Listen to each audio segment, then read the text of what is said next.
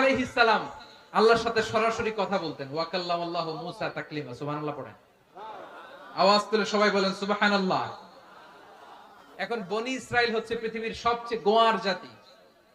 তারা বলে, মুসা, তুমি যে আল্লাহর সাথে কথা বলো আমরা তো দেখি না, তুমি যে কথা বলো আমরা তো শুনি না, তো কি করতে হবে?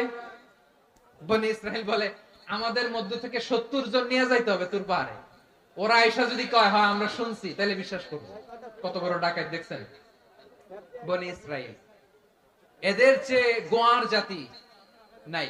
এত গোয়ার তুমি করেছো মুসা আলাইহিস সালামের সাথে। তুমি যে আল্লাহর সাথে কথা বলে আমরা তো দেখি, কি করব? 70 জন আমাদের বন্ধু বান্ধব যে যদি দেখে তারা বলবে ওকে আসো, 70 জন আসো।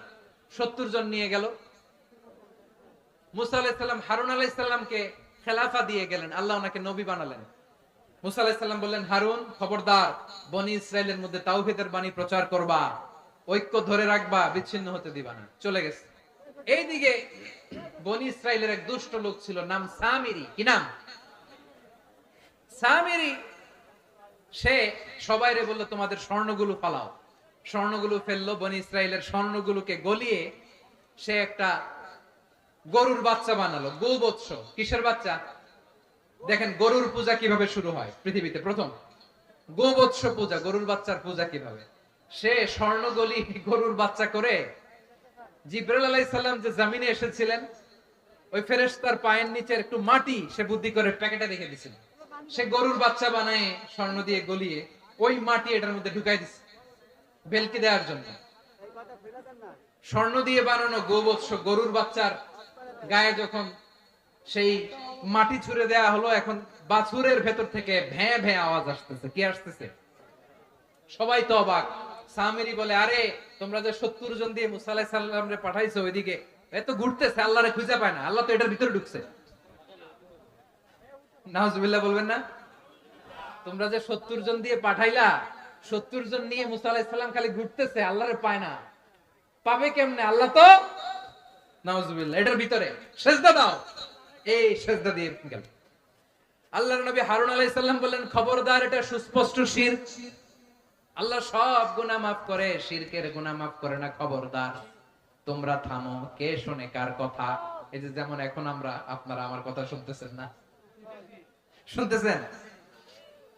হারুন আলাইহিস সালাম বললেন, খবরদার, এই শিরকি কাজে তোমরা সংযুক্ত হয়ো না। তোমাদেরকে কি মনে নাই আমার ভাই মুসা আলাইহিস সালাম কি বলছে? আল্লাহ শিরক মাফ করে না। খবরদার, শিরক করো না, আল্লাহরে ভয় করো।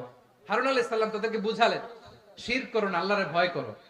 শুধু এতটুকুই তিনি বুঝালেন, দাওয়াতি কাজ পালন করলেন, কিন্তু প্রতিরোধ করেন নাই, সশস্ত্র সংগ্রামে লিপ্ত হন নাই, বাধা দেন নাই। কারণ গৃহযুদ্ধ বেঁধে যেতে পারে। উনি ভাবলেন, আমি যদি আমার বাহিনী নিয়ে দাওয়াত দেওয়ার সাথে সাথে প্রতিরোধ করি, আক্রমণ করি, ওরাও আমারে আক্রমণ করবে, ব্লাডশিট হবে, রক্তপাত।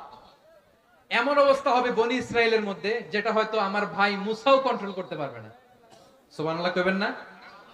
এক একজন নবীকে আল্লাহ তাআলা কি ইন্টেলেক্ট দিয়ে পাঠিয়েছেন। তিনি ভাবলেন, আমি দাওয়াতি কাজটাই করি, এটা যে হারাম এটা থেকে শুধু বারণ করি, কিন্তু প্রতিরোধ না করি। আমি যদি ঐক্য ধরে রাখতে পারি, বাকিটা আমার ভাই সামলে নেবে। সুবহানাল্লাহ।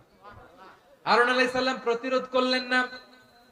বনি ইসরায়েলের মধ্যে গৃহযুদ্ধ বেঁধে যাওয়ার আশঙ্কায় প্রতিরোধ করলেন না, আক্রমণ করলেন না, শুধু দাওয়াত দিলেন।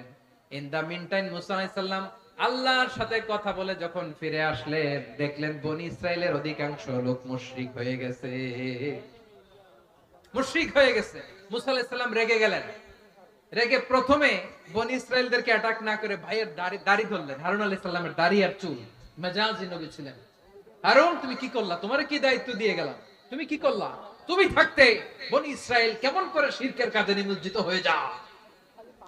সাইয়েদনা হারুন আলাইহিস সালাম বললেন, ইন্নী, কোরআন সাক্ষী, কোরআন থেকে কোট করছি, ইন্নী খাশীতু আন তাকুলা ফাররাকতা বাইনা বনি ইসরাঈল ওয়া লাম তারকুব কওলি।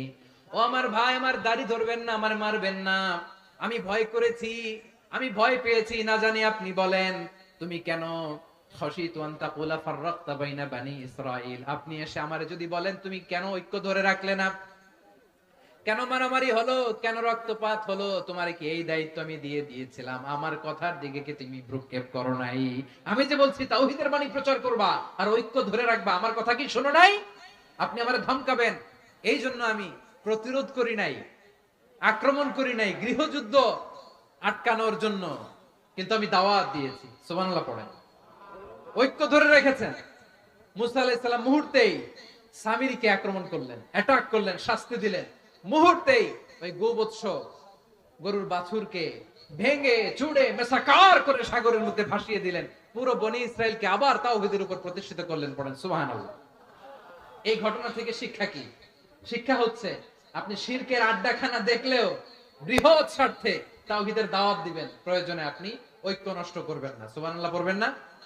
তাহলে ঐক্যের গুরুত্ব বেশি না কম বলেন? আওয়াজ করে বলেন। ওয়াতাসিমু বিহাবলিল্লাহি জামিআ, আল্লাহর রশিকে আঁকড়ে ধরো। ওয়ালা তাফাররাকু, তোমরা বিচ্ছিন্ন হয়ো না। পেকুয়ার ভাইরা আওয়াজ করে বলেন তো আদেশটা কার?